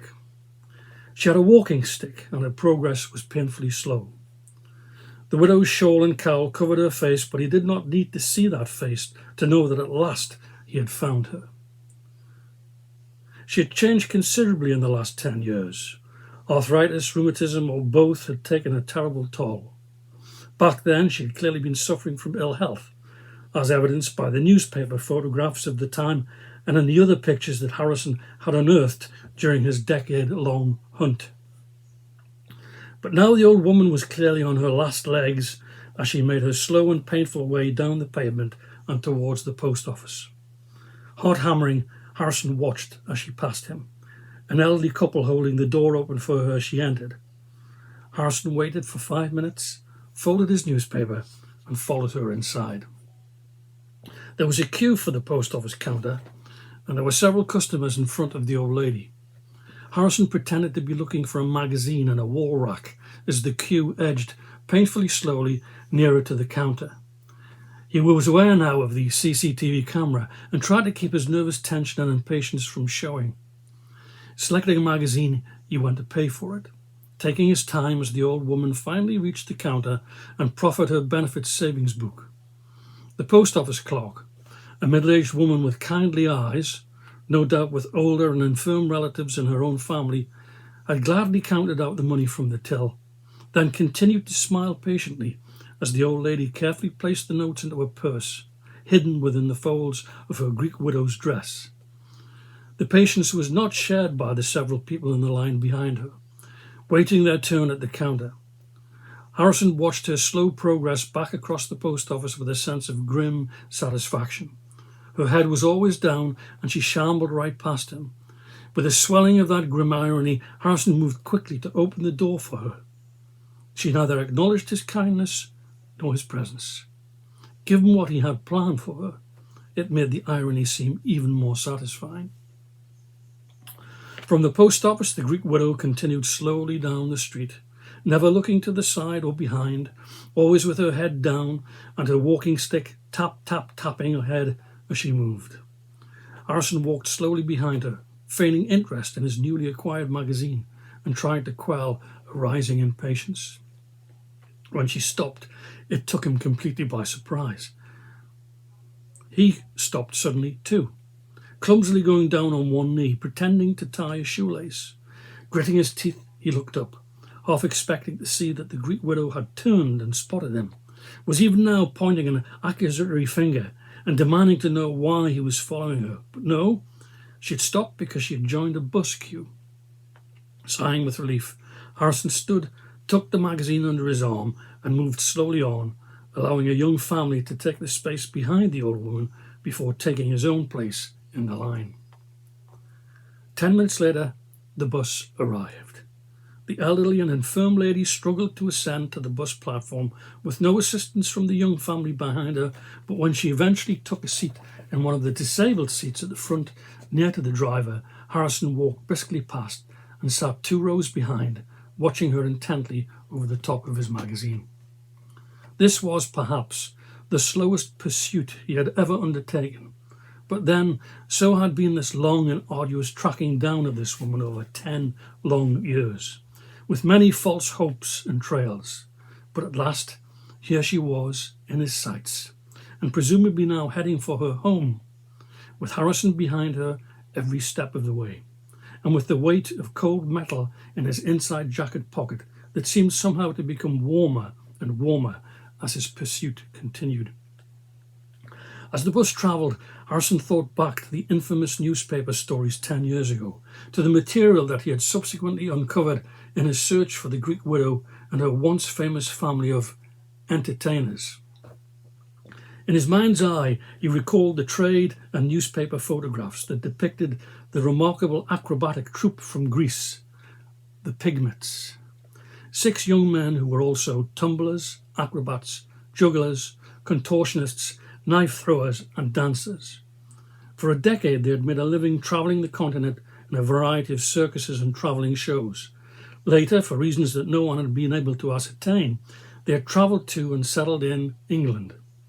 From their new home base they had travelled with a number of English circuses of the time, then made a successful transfer to Variety Hall, and latterly appearing on television in the then popular variety and entertainment shows like The Good Old Days, The Billy Cotton Barnes Show, and then the great honour of an appearance at the London Palladium Royal Command performance, with a presentation to Her Majesty the Queen.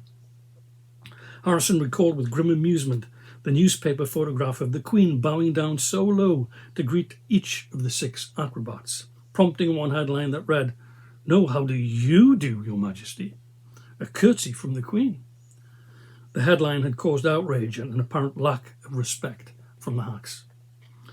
But what set the pigments apart, and what so astonished the world about the 6 Greek acrobats who had taken the entertainment world by storm with their astonishing abilities, was that they all shared a specific physical characteristic that made them so very different from any other entertainment troupe in the world. Each of the young men, each of the Greek widows' grandsons, was no taller than 2 feet 6 inches in height. Their mother, Olga Constantinopoulos, had borne 3 sets of twin boys, but some renegade and hereditary flaw had resulted in dwarfism in each of the boys. Each had fought for life at birth, miraculously surviving in primitive village conditions without specialist medical aid. 6 boys and then 1 girl. Miraculously, the girl, Maratna, had not inherited the gene. She had grown to full maturity with no health problems, a beautiful, dark-haired, olive-skinned beauty, but her mother had died giving birth to her, and her father, Yanis, had died of a broken heart. There were those that believed that it was the will of God that both parents should pass away for having brought 6 such strange children into the world. Others, that the family were blessed. The grandmother, Elena, had come from circus stock, and it was she who raised the 6 boys and the girl. It was also the belief that her strength of spirit and dedication were the reason that the boys not only survived their difficult health situation, but went on to become, under her strict physical training, such fabulous performers, and eventually achieving such great family success in show business. Others believed that she was a witch, and that only witchcraft could have given her grandson such talent and her granddaughter such beauty. The Pygmies had been noted not only for their physical performance, but the specialities of their act. Tumbling and acrobatics, of course, high wire and trampoline, naturally, but as a group, their death-defying, star-throwing act drew the breath of audiences across the world. Each of the brothers with 2 5-pointed stars, fashioned from tempered steel, with Sister Maretna standing arms and legs spread wide against the wooden board of death. First, the long drawn-out build-up with grandmother Elena, always the mistress in charge on stage, the orchestra build-up, the slow roll of drums, and then a flurry of activity as each of the brothers flung their wickedly sharp stars, forming a perfect star shape around their sister as the deadly projectiles thunked into the wood around her head, arms, torso and legs. The Tumbling Tower, as the 6 brothers climbed up on each other's shoulders, 2 abreast, 3 brothers high, and then commenced the equivalent of a human cartwheel back and forth across the stage to the accompaniment of a blaring orchestra. The tower first tumbling until the 2 brothers at the top landed on their hands, then heaving themselves aloft so that the 2 brothers at the bottom were now at the top, legs up in the air. Now tumbling again so that the 2 newly topmost brothers would land on their feet. And with that manoeuvre repeated in a blur of motion, the tumbling tower would almost gallop across the stage in an eye-boggling display. Theirs was the family act with the world at its feet. But then, 10 years ago, there had been the murder and the scandal. And now at last, Harrison had found her. The bus journey had taken 20 minutes to a run-down part of the city with which he was unfamiliar. He had visited the city before on business over the years, but this area was new to him. Boarded-up storefronts, a main street with rubbish in the gutters, an ethnic mix of people moving to and fro, which filled him with revulsion.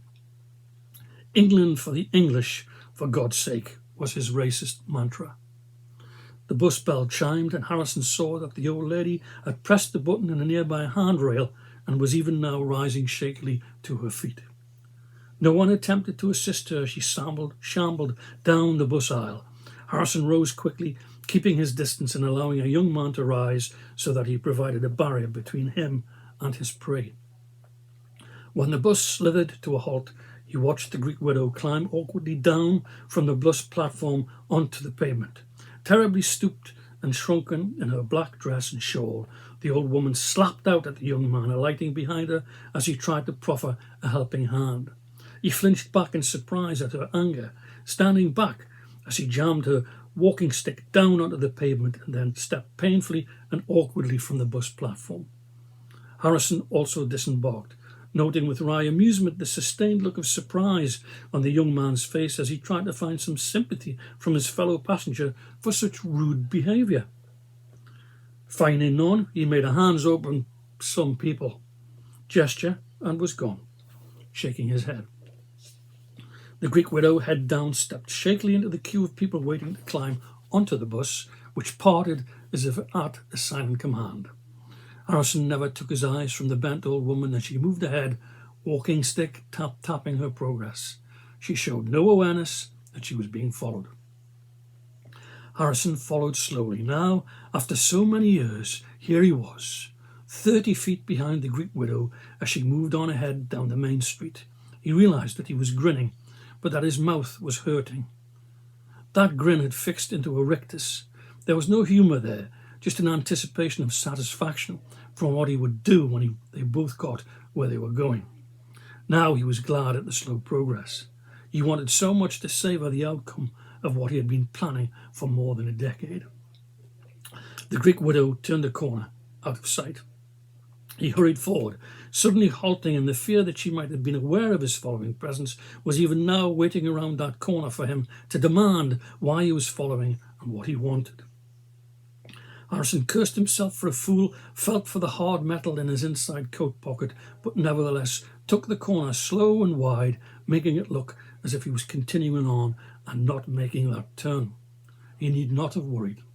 The Greek widow was creeping onwards, cane tap-tapping and head down as ever. The side street was even more decrepit than the main road. Ranks of dustbins filled with overflowing rubbish lined the side street.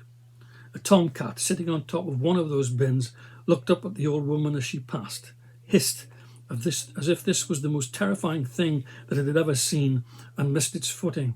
It fell squalling in a scatter of tin cans and shredded newspaper, raking its paws for purchase in a money puddle, and then fled from sight behind the other bins. The widow neither saw nor heard and continued onwards. Harrison fell into slow step behind her. The old woman had reached the bottom of the side street and began to ascend the stone steps leading to a wretched tenement, the doors and windows of which looked to be completely boarded up. Harrison noted that she was looking furtively from side to side now as she moved, but not behind her. It made him feel uneasy again, but he shirked the feeling off. He had waited too long for this moment. The old lady reached the top of the small stone stairs and moved ahead under an arch. Harrison hurried forward, listening as the tap, tap, tap of her cane began to echo. Not long now. When Harrison Hudley reached the top of the stone stairs, he looked back quickly to make sure that he had not been observed. Traffic passed on the main road from which he'd made the turn, but there was no one else to be seen, either there or in the side street. When he turned to look after the Greek widow, he could see her silhouette in what was now a concrete corridor. There were doors and windows to either side, again boarded up and decrepit. Harrison smiled again. This was just getting better and better. No residents, no witnesses. Now, even better than he hoped when the old woman fumbled beneath her widow's garb and shakily scratched what sounded like a key into the lock of the door directly facing her. She was home, and so, in a sense, was he. Harrison stepped forward quickly, walking on tiptoe so that his footsteps could not be heard, glancing quickly from side to side to confirm that every door and window on left and right remained boarded and blank. They did, and in a matter of seconds that it had taken him to reach her, grandmother Elena had turned the key in the lock and the door was creaking open. The Greek widow stepped inside, utterly unaware of the presence that was now standing directly behind her. Harrison waited until she'd moved into a shadowed hallway for a couple of shambling steps away from the door. The paper on the hallway doors was brown, stained and ragged. It made Harrison feel disgusted, and he was glad. He looked back again only once to make sure that they were unobserved, and then stepped in after the old woman. There was a wall switch to his left. In the same moment that he flicked it on and a horrible, dingy yellow light filled the hallway, Harrison took another step inside and back-kicked the door with a slam. The Greek widow flinched, her body hunching down and forward, now half turning in alarm to look back. Grinning, Harrison said, "Hello, Grandmother Elena." The Greek widow fumbled with her walking stick, straining to look up, and now Harrison could see one yellow and rheumy eye and a face that was still mostly hidden by the black widow's shawl that covered her head and face. Harrison wanted that eye to betray fear, but it seemed blank, and the blankness made him angry. Reaching into his coat pocket, he found the now warm metal. "Get back into the house, you bitch." The old lady's eye fixed on the gun which Harrison had produced and was now pointing at her. There was a flicker of expression that still retained an unsatisfying blankness, but Harrison chose to believe that it was fear when he waved the gun at her and continued, "I said inside." The Greek widow half turned and began a limping, shambling walk to the end of the corridor. There was a living room of sorts beyond a further interior door with a stained window and a half-drawn curtain. The old woman continued inside and Harrison followed, now flicking the room's light switch. The room was squalid. There were plates of half-eaten and forgotten food on the table. Cans and bottles lay scattered everywhere. The threadbare sofa's cushions were lying on the floor and seemed to have been deliberately ripped by animals. "Does the old woman have a dog in here?" thought Harrison, quickly looking around in case something should leap to her defence. But there was nothing, no evidence of a pet, and no animal smell. Not even that sometimes unpleasant old lady smell that Harrison remembered from other days in his youth. "Oh," began Grandmother Elena. Her voice was a strangled yet somehow piping croak. Harrison had a vision of small and withered lungs. "All in due course. Where are they?" "They? The 6 little bastards." The Greek widow stood facing him now, leaning hunched on her stick, still with only that one eye visible. When she spoke again, it seemed that she was only using one side of her mouth, perhaps the after effect of a stroke. "No understand." "Don't give me that, Grandma. You can speak perfectly good English.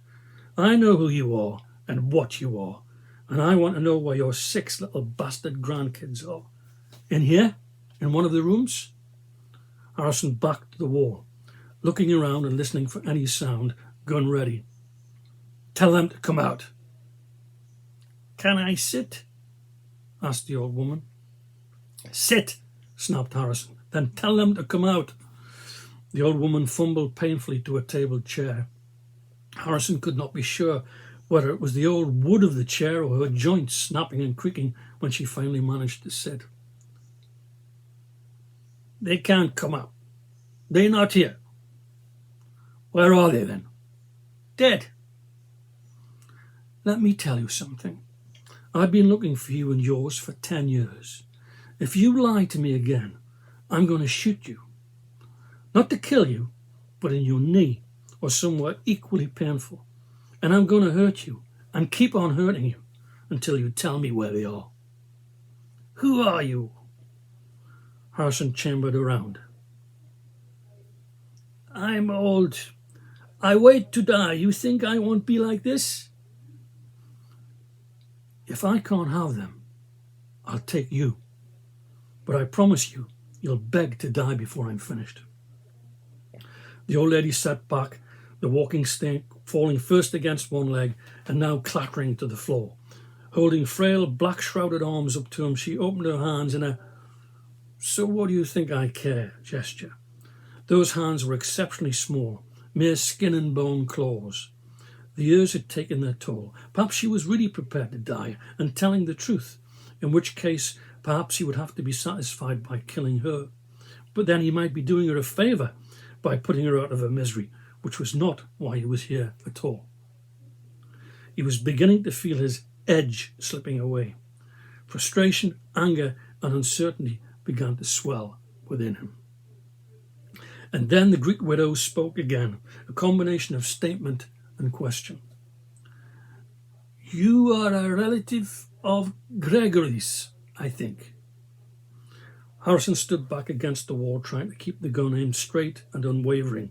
The old woman sensed that she was right, and her self-righteous body language made Harrison want to put a bullet in her right now. "Yes," continued the Greek widow, "a relative.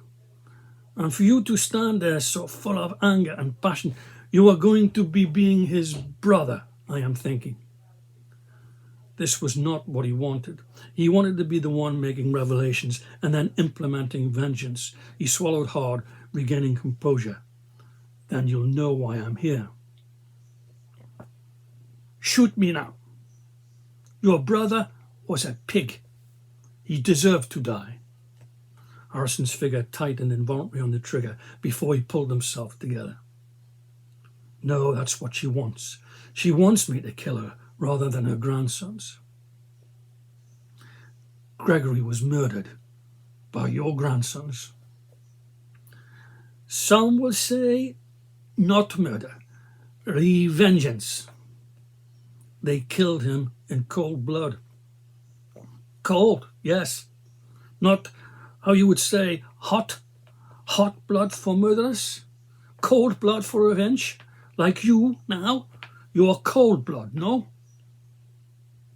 If you don't answer my question in 10 seconds, you are then Paul Harrison, brother of Gregory. I know about you. What do you know about me? I know that you've been looking for me 10 years, you just told me. And the law has been looking for your grandsons just as long. The police, they come, they go. All the time, many years. They ask me the questions, I say they're not here, they're gone. They're dead. Now they come no more. They leave old woman alone. No grandsons here. Your grandsons are murderers. And so your brother. He killed my daughter, my beloved Maretta. She was a whore. She'd been cheating on him with someone else. Lies. Your brother was being brutal and jealous man. He changed when he marries my Maretta. He cannot be seeing other men watching her on stage with the act. He wants her to stop, wants her to leave me and her brothers. When she says, no, I will not, he kills her. And your grandsons killed my brother, ripped him to pieces backstage, like animals, the police said, with their fingernails and teeth. Then they went on the run. 10 years. No one's been able to find them until now. 10 years. Like you say. A long time. And I am tired of... The Greek widow looked down at herself. Could Harrison see a tear glinting in that single eye beneath the veil? You wouldn't tell the police, but you're going to tell me, old woman. Tell me now. Where are they? I have told to you. They all dead. My grandsons, they different. Even doctors, best doctors we can be finding when we are having the money, tell to us that they all die young sometime soon. 6 boys in 10 years. All dead, all gone. Harrison pushed himself away from the wall and moved around the table, keeping the old woman in his sight. There were 2 further doors in this flea pit of a room. He reached the first, twisted the handle, and kept his eye on grandmother Elena. They're right in that they did to your brother. He murdered their sister, and they take family revengeance. How can they, the Greek widow struggled to find the right word, submit to your court when they have so few years left to live? Your judge, he will find them guilty, and they die in jail. So my boys, they run, and they run with my blessing. Now they're all gone and dead. They ran away from justice, old woman. Harrison pushed the door and looked quickly inside. It was a ramshackle bathroom with stained bath. He did not want to look at the mess in the toilet bowl. And what a justice for my poor Maretta. Harrison moved again, reaching the second door. The old woman was crouching forward now, kneading her small and wrinkled hands. Head bowed, she was shivering, and Harrison could see that she was weeping silently and inconsolably. Pushing open the second door wide, he encountered only darkness. He fumbled for a light switch, keeping his eyes on the Greek widow. When he flicked the switch, the same dingy owl light etched out the room, and now it seemed that the old woman was completely disabled by her memory and grief. Harrison gave a sound of disgust and looked into the room. It was empty. And it was a bedroom. But what a bedroom. The one and only window had been boarded up. The bare plaster walls were cracked and stained. There was a single frayed and stained poster on the wall, taken from a theatre many years ago. The picture was indeterminate, but Harrison could see the title from where he stood, The Great Pygmies. There was no rug or carpet on the floor, only the bare floorboards. A single bulb hung from the ceiling, casting angular shadows over the weird scenario before him. Harrison stepped into the room. There was a bed in the middle of that room and a figure sleeping in it. But it was that which surrounded the bed that drew his immediate attention and validated the time, emotion, and effort he had put into this decade-long search. There were clothes scattered on the floor, but surely not adult clothes. There were trousers, shirts, and a vest, all apparently scattered in haste, but these were a smaller size than adult. These were clothes that might fit 6 children, or... Nodding grimly, Harrison looked back briefly at the grieving widow and then moved into the bedroom to the side of the larger bed. The bedclothes were bundled up around the figure so that he could see no details of it, man or woman. Reaching down, he grabbed a handful of the top sheet and pulled it back. A horrifying combination of sight and sound made him reel back from the bed, dust swirling in the air from the sheet. Something was screaming hideously loud, and in a split second he thought that it must be that which lay on the bed. But a mouldering woman's corpse, skull face wreathed in cobweb and mould, could not scream, and as the sheet dropped from his hand and he whirled back at the sudden black blur of motion in the doorway, Harrison could see that it was the Greek widow standing in that doorway, face still covered in the veil, but with yellow light glinting on the kitchen knife which she held high, as she continued that high-pitched scream of anger and grief. Half-bent, crouched, the old woman was suddenly somehow lithe and moving faster than he could imagine as she launched herself towards him. Crying out involuntarily in terror and disgust, Harrison swung the gun up and fired. The impact of the bullet had the same effect as if the old woman had been hit by a truck. It smashed her backwards and out of the bedroom. The impact of her body hitting the floor out of sight sounded like a bag of loose bones had been dropped on the floor. Gasping for breath, letting the shock subside, Harrison pushed himself back from the wall. Now he was nodding his head in self-assertion. I knew it. I knew it. He was right, and the old woman had been lying. The brothers weren't here now, but they lived here, and wherever they were, whatever they were doing, they would be back. Harrison turned to look again at the daybill on the wall. The Great Pygmies, hiding away from the world these last 10 years, protected and looked after by their grandmother. Not much to live on, just a widow's pension, but obviously enough to afford the scraps that would keep them alive. Living this way must be a living hell, but it was what they deserved, and Harrison was here to make them all pay at last. He reached out to the tattered poster, his hand touching the stained paper. Just as the steel 5-pointed star thudded into the back of his hand, pinning it to the poster on the wall.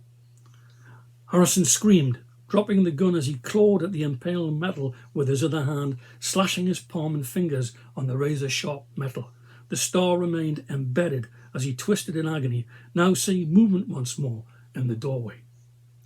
The Greek widow had reappeared, now terribly bent and somehow diminished, but standing there nonetheless when she should be dead and crumpled on the floor next door like a flimsy pile of black laundry. By her posture, she was in terrible agony. Harrison, not believing his eyes, groped down with a bloodied hand, trying to retrieve the fallen gun. The old lady seemed to lurch to one side, one arm suddenly flung out, and something that sparked light whickered through the air. Harrison screamed again as a second 5-pointed metal star embedded in his right thigh. Grabbing at it as he fell to his knees, his other arm remained outstretched up against the wall, the hand still impaled there. Dark blood began to pour between his fingers, where he clutched the star in his leg. Now no sounds would come. The agony was too great. Through tear-blinded eyes, he saw the Greek widow totter into the bedroom. Harrison plucked at a protruding star tip, trying to wrench it out between thumb and forefinger, but releasing the pressure of the grip on his thigh resulted in a geyser spurt of blood and deep twin gashes in both digits. Teeth clenched, he grabbed at the star again as blood ran in rivulets down his leg to see that the old woman was having some kind of fit. Through blurred vision he could see her body in spasm, contorting and twitching so that now the black veil of her widow's shawl was flipped back from her head and face. Consumed by agony, a strange inner rational part of Harrison's mind could see that she was entirely bald and had indeed suffered a stroke. Two halves of her face somehow different, one side of her mouth opened and drooling, the other half set in a straight line, one eye open and glittering, one eye squeezed half shut in pain. And now, even through the appalling pain, Harrison watched in horror and amazement as the woman's head began to split. Splitting from the top, where a centre parting might be if she had hair, that separation moved quickly down across her forehead to the bridge of her nose. The split continued, down the centre of that long and aquiline nose to the widow's mouth, which now began to peel apart. In one long and liquid-sounding movement that sounded like a wet kiss, the old woman's head pulled apart completely down the centre, the two separate pieces turning outwards to reveal two further glittering eyes that had until now been hidden within. The widow's gown ripped as undulating movement beneath tore the fabric, and spindly limbs emerged from the torso area, pulling the widow's dress away.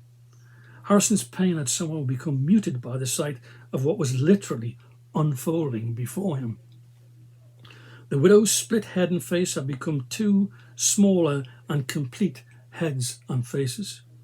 The black dress fell completely in shreds to the floor as two pairs of arms that had previously formed her shoulders on either side unembraced, and Harrison could see that two tiny naked men had contorted themselves together to form the widow's upper torso and head. The left and right arms belonged to the left and right figures, serving as the old woman's own arms. As the two diminutive figures uncurled, they revealed that their legs had also been entwined, but now unwrapped. They revealed that they were resting on a third and fourth tiny figure, each both forming the woman's waist. Blood streamed from the upper shoulder of the figure, forming the right-hand side of the widow's waist, where Harrison's bullet had punched a hole, and its now freed left hand moved quickly to the wound, teeth clenched in pain. As its companion moved to help, the upper figures finally detached and dropped with horrifying agility to the floor. The left-hand waist figure slid quickly to support its companion and assisted it in one slithering but caring motion to a lying position on the carpet, leaving the two gnarled legs of the widow standing. "I don't," said Harrison, but before he could say, "believe it," the widow's two legs suddenly unbent and straightened to reveal themselves as two more tiny, naked and hairless men, literally standing in for the widow's legs and acting as support for those contorted companions above who had formed the physical approximation of grandmother Elena, the Greek widow. Harrison's hand fell away from the five-pointed star embedded in his thigh.